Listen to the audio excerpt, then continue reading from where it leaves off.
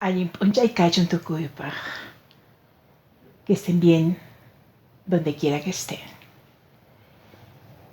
Esta vez vamos a hablar de un concepto que en el mes de septiembre se desarrolla bastante en los Andes y que se lo nombra muy, podríamos decir, de forma muy ligera y que se supone que existe, que se naturaliza el concepto, y este es el concepto de Coya. Septiembre es el Coya Raimiquilla, quiere decir el mes dedicado a la labranza, el mes dedicado especialmente a lo femenino. Hoy explicaré el concepto de Coya. Coya es un concepto que no se le atribuye a la lengua quichua, sino más bien se le atribuye a la lengua aymara. Y en la mayoría de los diccionarios y en los cronistas, el concepto de Coya se encuentra asociado también a comercio y a mercado. En el caso del quichua nosotros decimos jato. Entonces se podría decir de que el concepto de Coya no solamente es asociado a lo femenino, sino también al movimiento de las mercancías.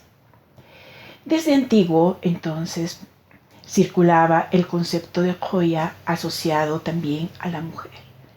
No he encontrado en ninguno de los investigadores que este concepto lo hayan asociado a algún varón o a alguna región masculina. Siempre está asociado a las mujeres y a las regiones donde la Coya o las Coyas reinaban. Esto llama mucho la atención porque sabemos que el concepto de rey y de reina estaban muy aparejados dentro de la cultura occidental cuando se crearon los imperios.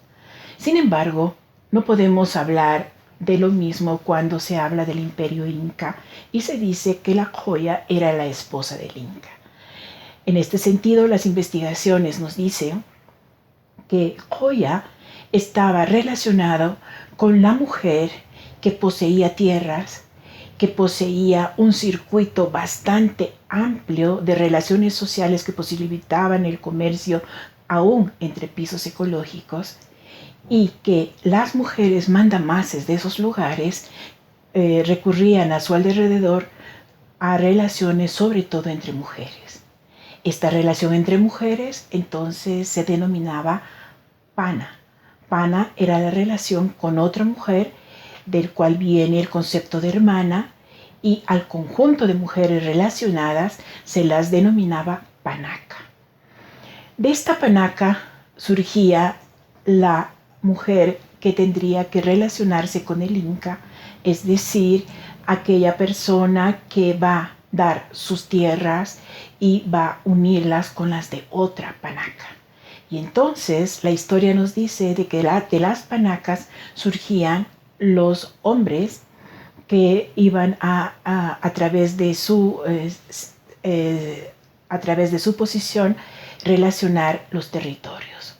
Por lo tanto, el inca era hijo de una panaca que se asociaba con otra, y al asociarse con otra se decía de que se asociaba con su pana, es decir, con su hermana.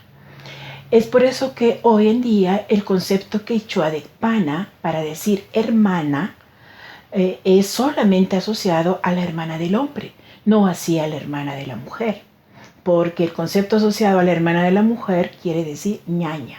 Entre mujeres entonces nos llamamos ñaña como hermanas, pero un hombre a su hermana tiene que decirle pana. Es en este sentido que el concepto de pana es un concepto elevado y es un concepto que denota la asociación de los hombres con las panacas, que eran las asociaciones de mujeres, de las cuales la Coya era la asociada principal para, entre comillas diríamos en este caso, reinar. Y igual que el hombre, entonces la Coya tenía poder político, tenía poder ideológico y obviamente tenía poder religioso. Es por eso que todo el mes de septiembre estaba dedicado a la joya relacionada básicamente con la luna, no solamente como esposa del sol, entre comillas, como más tarde se la denominó, sino sobre todo como aquella dadora de vida, aquella mujer que, igual que la luna, hace que todo se mueva y todo crezca en la oscuridad.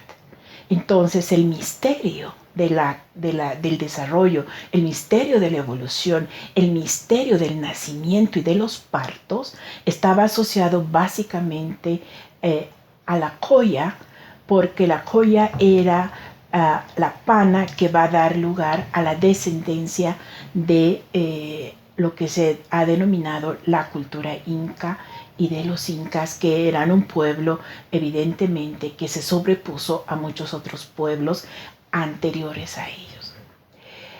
La joya también estaba en relación con otras mujeres que también tenían su prioridad, entre ellas la talla, que era otra mujer de poderío, y se podría decir también que tenía a su mando las tropas, es decir, las tropas de hombres que van a ir avanzando conquistando territorios.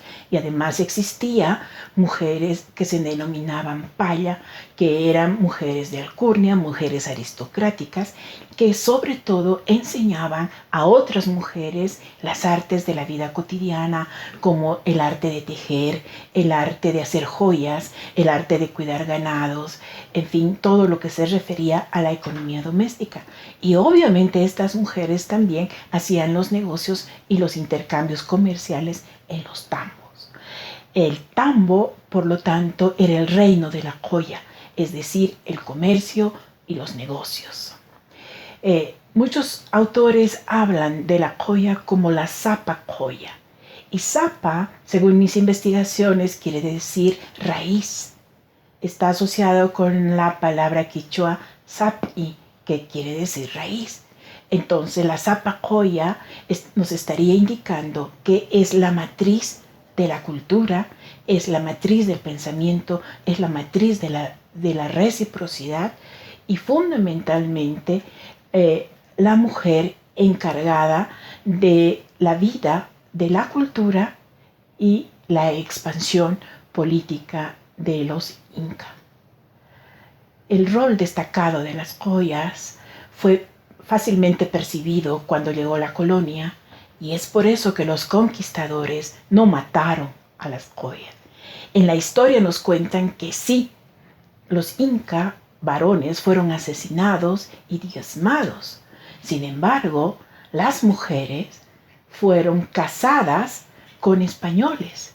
De ahí que tenemos varias historias, por ejemplo, entre ellas, algún momento les contaré la historia de Francisca Pizarro, la esposa de Francisco Pizarro, que ella tenía un nombre nativo, era Joya, pero que fue casada oficialmente por la iglesia con Francisco Pizarro para tener el control de tierras y sobre todo de siervos en esto que denominaron el Nuevo Mundo. La historia de las joyas realmente es muy apasionante. Lo encontramos en Huamán Puma de Ayala, el cronista del siglo XVII, que nos habla fundamentalmente de 12 joyas. Algún momento contaremos sus historias. Ninguna cama.